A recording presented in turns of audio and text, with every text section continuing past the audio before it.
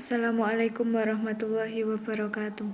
Kami dari kelompok 5 yang beranggotakan Irodatul Fahmi NIM 285, Kamarati 293, Muhanif 295, dan Luluk Farida 304, dan kelompok 6 Ananda Dewi NIM 387, Eka Nikmah 291, Ayu Dewi 306, Indah Puji 308 yang ingin menyampaikan materi tentang etika transaksi marketing dan iklan. Transaksi adalah kegiatan yang dilakukan perusahaan yang menyangkut proses pencapaian tujuannya yang mengubah posisi dan hasil keuangan perusahaan. Ini berarti transaksi menyangkut proses akumulasi dan generating kekayaan melalui lembaga perusahaan.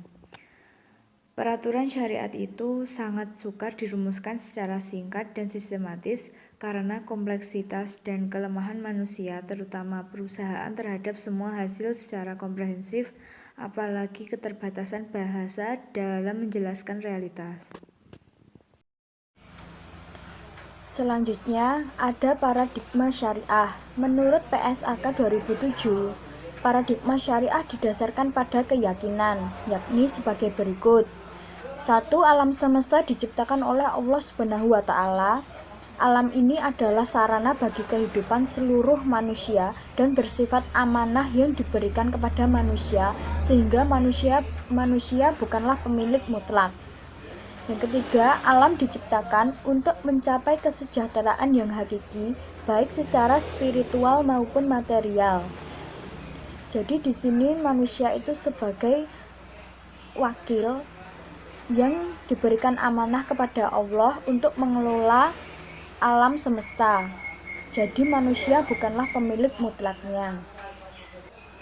Segala aktivitas, termasuk bisnis, harus berpedoman pada paradigma dengan implementasi sebagai berikut, yakni 1. Manusia bertanggung jawab atas segala perbuatannya, baik di dunia maupun di akhirat di hadapan Allah Subhanahu wa Ta'ala. Kedua, kewajiban atas penerapan nilai-nilai ilahiyah di setiap tindakannya, syariat harus menjadi pedoman aturan. Yang ketiga, akhlak merupakan penentu perbuatan baik dan buruk, benar atau salah menurut syariat Islam yang harus dijadikan dasar dalam pelaksanaan segala aktivitas usaha.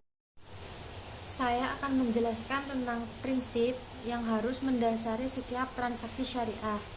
Yang pertama, ada asas atau prinsip persaudaraan atau biasa disebut dengan ukhuwah. Ukhuwah atau persaudaraan ini berarti bisnis yang dilakukan berdasarkan harmonisasi, kepentingan dan kemanfaatan semua pihak yang dilakukan secara gotong royong dan tolong-menolong. Mendapat keuntungan di atas kerugian orang lain tidak dibenarkan. Orang lain harus dianggap sebagai saudara. Interaksi dengan masyarakat dilakukan dalam lingkungan saling mengenal atau biasa disebut dengan ta'aruf, saling memahami keadaan dan kepentingan masing-masing biasa disebut dengan tafahum, saling menolong biasa disebut dengan ta'awun, dan saling menjamin biasa disebut dengan takaful, serta saling bersinergi dan berealisasi biasa dengan tahaful. Yang kedua, yaitu ada adalah atau keadilan. Berarti kita harus melakukan setiap transaksi sesuai dengan aturan dan ketentuan syariat, karena hanya ketentuan syariat universal yang berpedoman pada ketentuan Allah yang independen kepada semua yang ada atau biasa disebut dengan asyamat, dapat melahirkan keadilan di mana menempatkan sesuatu sesuai dengan tempatnya dan menggunakan sesuatu sesuai fungsinya yang sebenarnya. Yang selanjutnya nomor 3, yaitu maslahah atau kemaslahatan. Adalah ukuran yang harus dijadikan dasar dalam menentukan boleh atau tidaknya sesuatu transaksi dilakukan.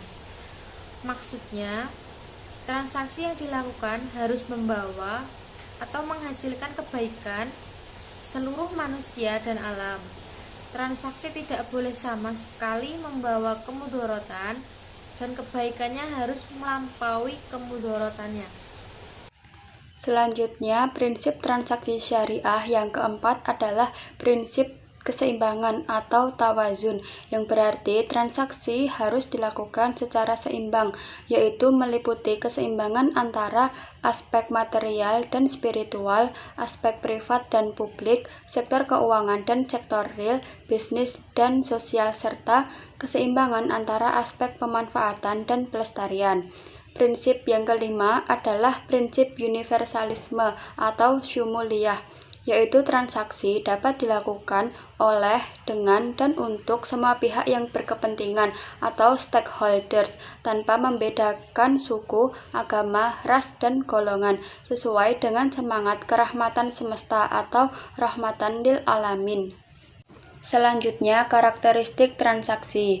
Bidang bisnis ini adalah bidang muamalah yang ketentuan fikihnya adalah semua boleh dilakukan sepanjang tidak ada larangannya.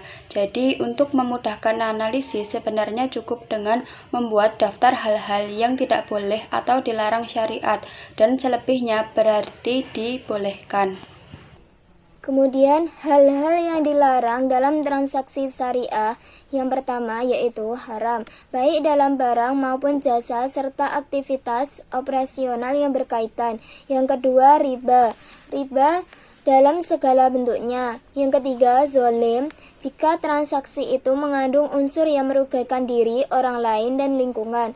Yang keempat, maisir, yang berarti mengandung judi dan spekulatif. Yang kelima, gharar, mengandung unsur ketidakjelasan.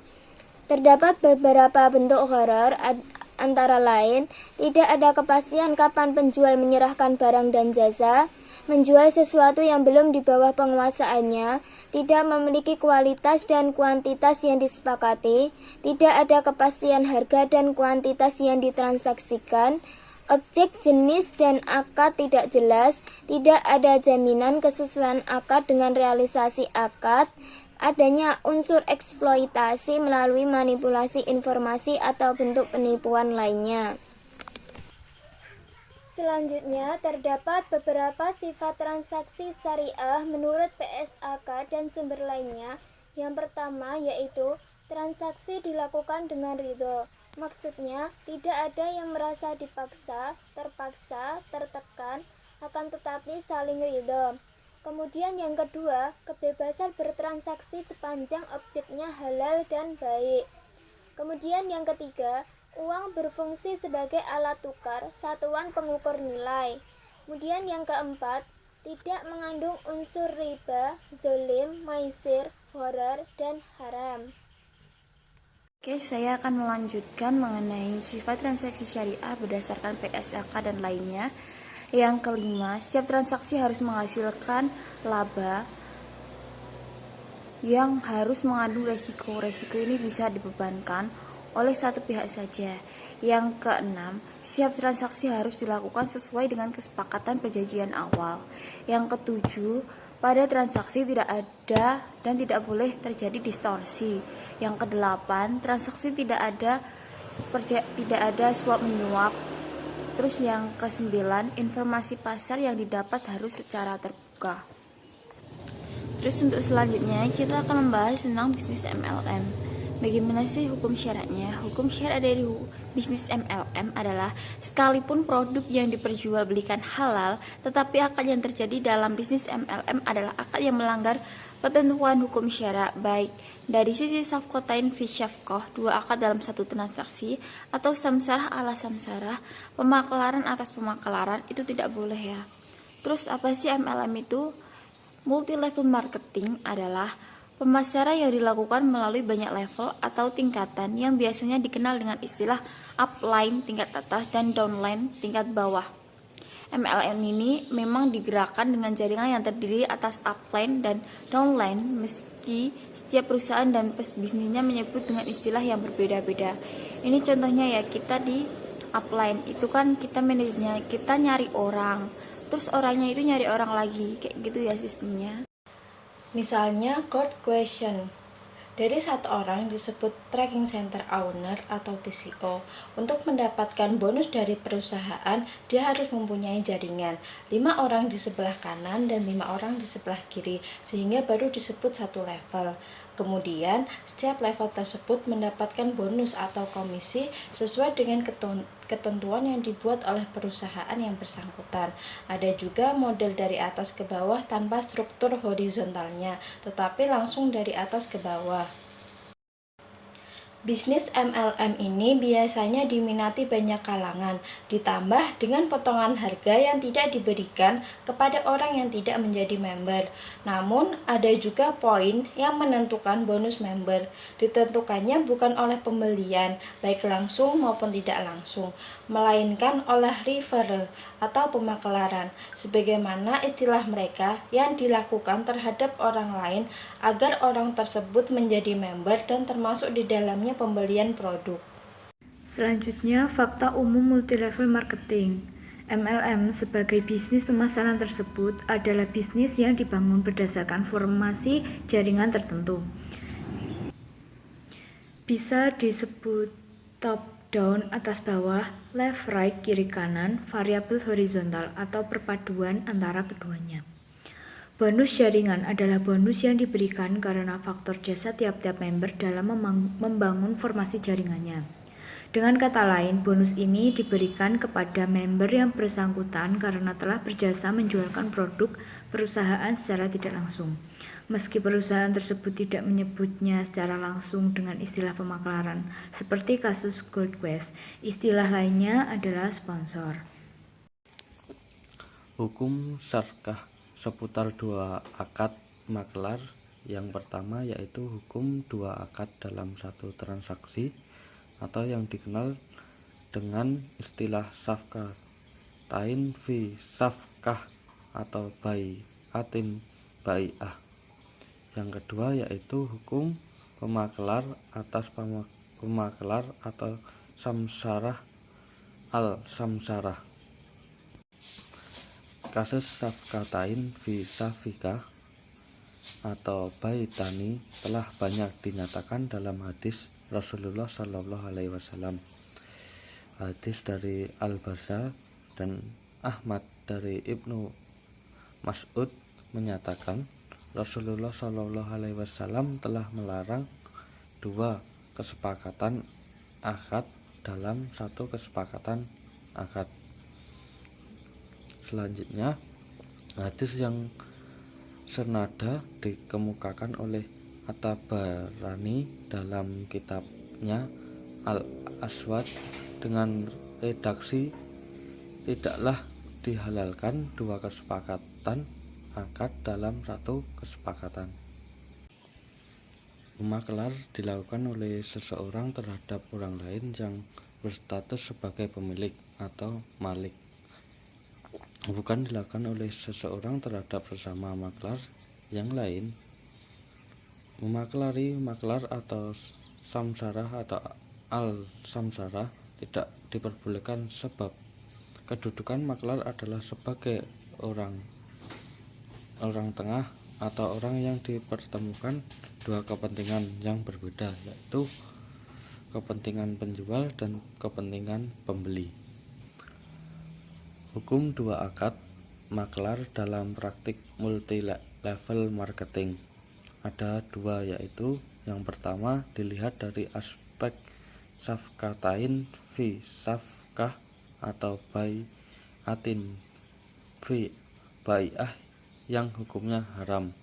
Yang kedua dilihat dari aspek samsarah al-samsarah. Sekian apa yang dapat kami sampaikan, kurang lebihnya mohon maaf dan terima kasih atas perhatiannya. Wassalamualaikum warahmatullahi wabarakatuh.